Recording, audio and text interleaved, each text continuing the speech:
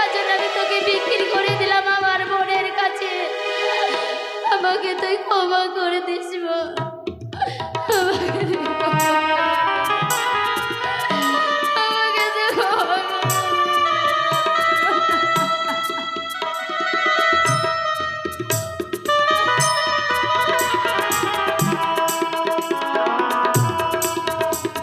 দেখতে দেখতে কয়েকদিন পার হয়ে গেল। চক্রধর বাড়ির থেকে পাঠালাম রামের বাড়ি, এখনো পর্যন্ত কোনো সংবাদ নেই ফিরে।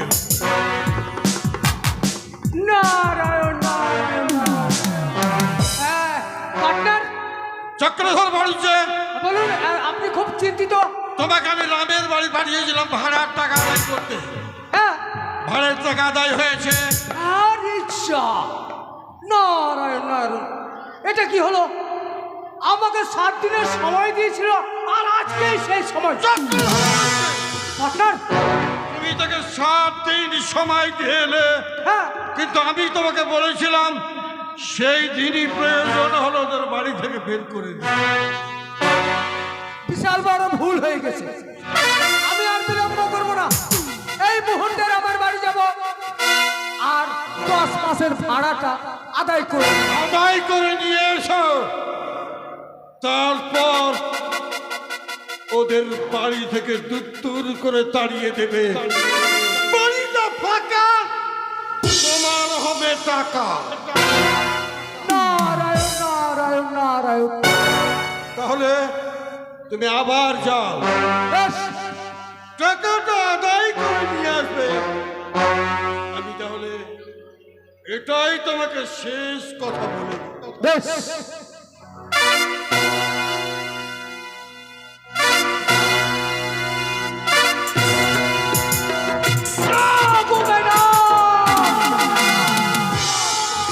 मेरे सामने मेरे बाप भी आ जाए तो राम क्या चीज है।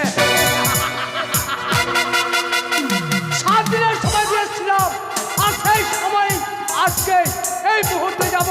কোনে কোনে 10 মাসের ভাড়া যদি দেয় ভালোই, আর না দিলে সীতা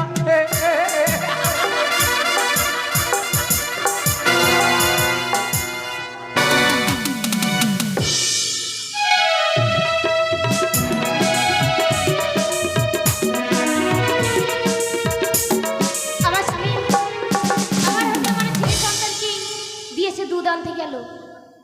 অনেকক্ষণ গিয়েছি টাকা নিয়ে, আর আমার সন্তানকে দিয়ে রেখে গেল। আমার ও সন্তান মা ঘুমিয়ে আছে। জননী, বাড়িতে আছো বুঝি? আছি চক্রধর বাবু।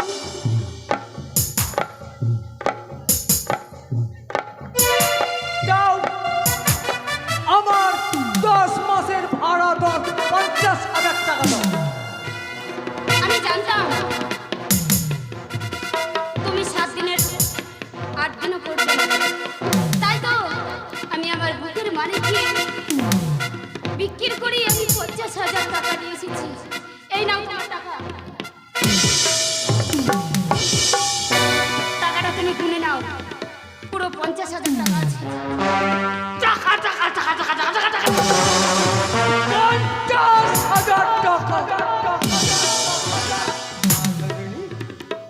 এত টাকা তুমি কোথায় পেলে? ওটা তোমার জেনে লাভ নেই। আমি কোথা থেকে পেয়েছি, কিভাবে পেয়েছি, ওই কৈফিয়ত আমি তোমাকে দিতে পারবো না। আমি তো জানি তুমি সতী সাবিত্রী রামের স্ত্রী। এত টাকা উপার্জন করেছো মনে হয় দেহ ব্যবসা করে। তুমি আমার চরিত্র নিয়ে কথা বলবে না। আমি এতই খারাপ না যে আমার চরিত্র বিক্রি করে আমি তোমাকে টাকা এনে দেবো। ব্যাস, টাকা তো কোনো কলঙ্ক নেই। যাও, তোমার টাকা আমি তোমাকে দিয়ে দিয়েছি, এবার তুমি এই বাড়ি থেকে বেরিয়ে যাও। অসম্ভব। আমি একে দিয়ে 10 মাস তোমাদেরকে রেখেছিলাম শুধু টাকাটা পাওয়ার আশায়। তাই এই বাড়ি থেকে আমি নয় যাবে তুমি। চক্রধর বাবু, হ্যাঁ, আপনি তো বলেছিলেন যে আমাকে 50,000 টাকা দিলে আমি এই বাড়িতে থাকতে পারবো। তবে কেন আজ আমার 50,000 টাকা নিয়ে আপনি আমাকে বাড়ি থেকে তাড়িয়ে দিলে? আমি কোনো কথা শুনতে চাই না। এই মুহূর্তে আমার বাড়িটা খালি করে দাও। আমি এই বাড়ি ছেড়ে দিলে আমি কোথায় যাবো? শহরে আমার এই ছোট্ট দিদি শিশুকে নিয়ে আমি পথে পথে কি করে খাবো? তুমি আমাকে বলে দাও, আমাকে এই বাড়ি থেকে তাড়িয়ে দিও না চক্রধর বাবু। সহজে যদি না যাও, চক্রধর বাবু সেটা কিন্তু জানে। এই হিন্দু সমস্যাকে আমি লেলিয়ে দিয়ে তোমাকে বিচারিণী বলে, বাবুটা বলে এই গ্রাম ছাড়া করে দেবো। আমি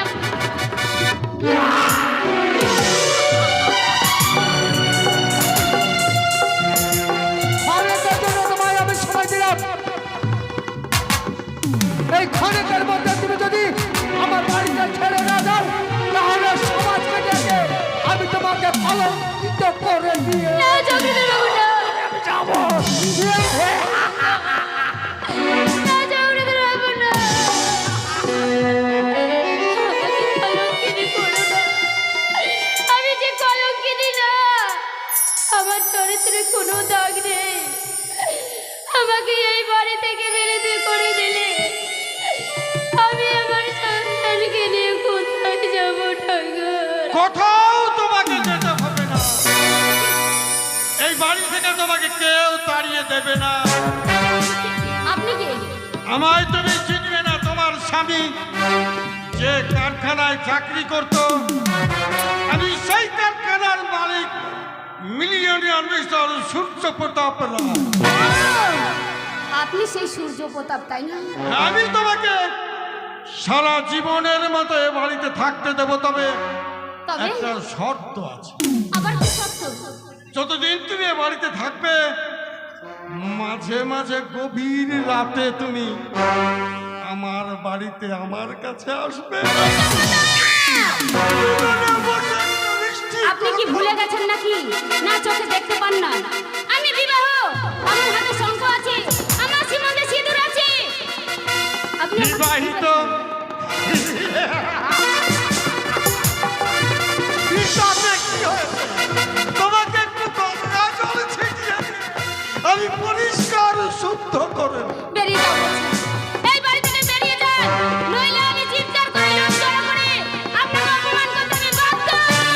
যাবো যাবো যাবো, তবে যাবার আগে তোমার এই নরম শরীরে আমি একটু কলঙ্কের দাগ বসিয়ে দিই। না, মনে রেখো, মাই নেম ইজ সূর্য প্রতাপ রায়। যখন যা চাই তখনই তা পায়, না হলে জোর করে আদায় করে নিতে এতটুকু দ্বিধা করি না। তাই চলে যাও বলছি, চলে যাও। আমি আর তুমি না, আমার কাছে আসার চেষ্টা করো না। না।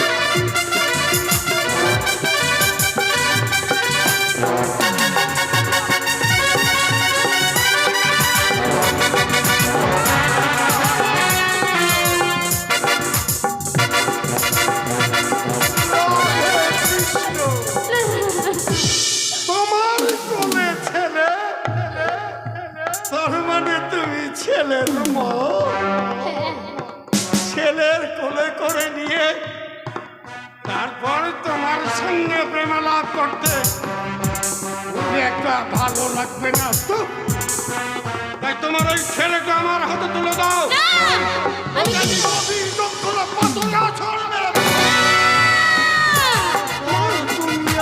আমি আপনার হাতে আমার সন্তানকে কিছুতেই তুলে দিতে পারবো না।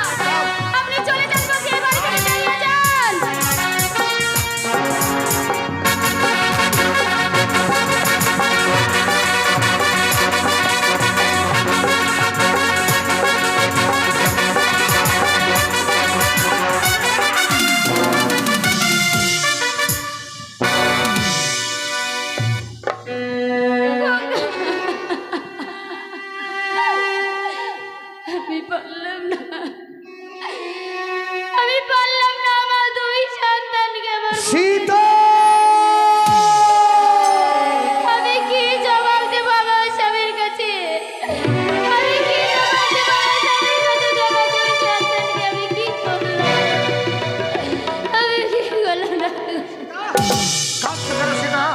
কাঁদছো কেন?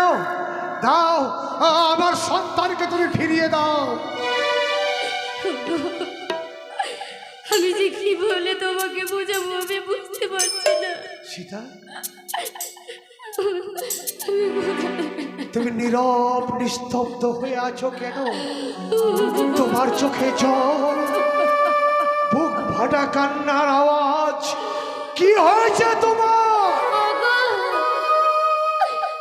আমি যে আমার বোনের কাছে গিয়েছিলাম 50,000 টাকার জন্য,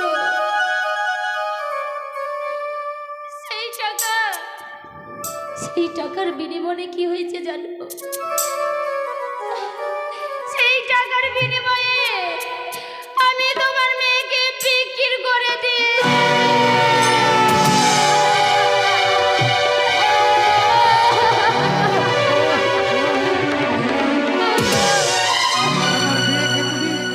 টাকার বিনিময়ে তোমার দিদির কাছে বিক্রি করে দিয়েছো? দাও, আমার একটি সন্তান আছে, সেই সন্তানকে তুমি আমার কোলে তুলে দাও। আমি পারলাম না, আমি তোমার দুটি সন্তানকে আমার কাছে রাখতে পারলাম না। ওই সূর্য প্রতাপ এসে আমার দিকে সে দৃষ্টিতে তাকিয়েছে। সে আমার বুকে সন্তান দেখে আমার সন্তান আমার বুক থেকে সে ছিনিয়ে নিয়ে গেছে।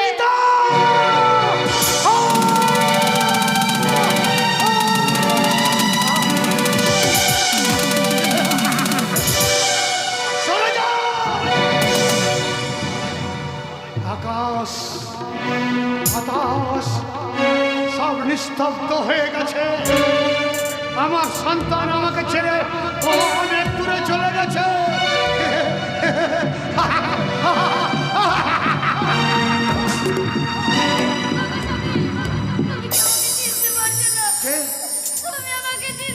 কে তুমি?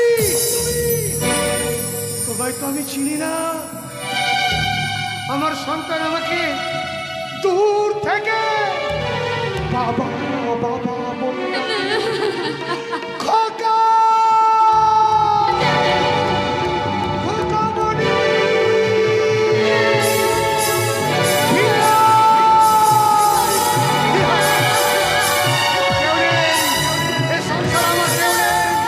আমি উন্মাদ, আমি পাগল, আমি পাগল।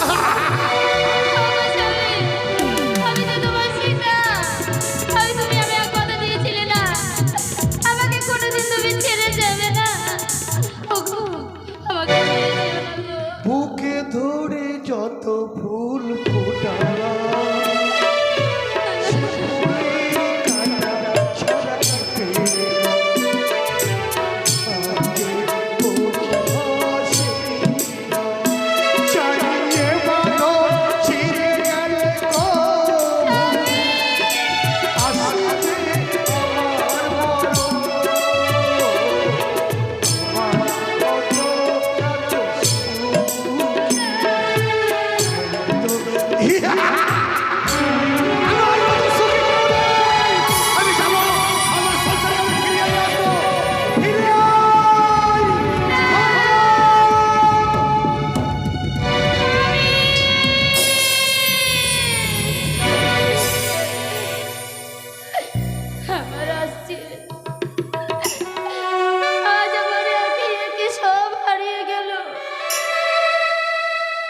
আমি কেমন করে ওদের ছাড়া বেঁচে থাকবো? আমি তো ওদেরকে ছাড়া বেঁচে থাকতে পারবো না। আজ আমার সন্তানের জন্য আমার স্বামী পাগল হয়ে গেছে, আমাকে চিনতে পারছে না। না না, আমি আমার স্বামীকে কথা দিয়েছি কোনোদিন আমি ওকে ছেড়ে থাকতে পারবো না, কোনোদিন আমি ওকে ছেড়ে যেতে পারবো না। তো আমার স্বামী যে পথে গেছে আমাকে যে সেই পথে আমার স্বামীর ভিতরে ভিতরে যেতে হবে। যেমন করে হোক না কেন আমার স্বামীকে আমার কাছে আমি ফিরিয়ে আনবো, ফিরিয়ে আনবো, ফিরিয়ে আনবো।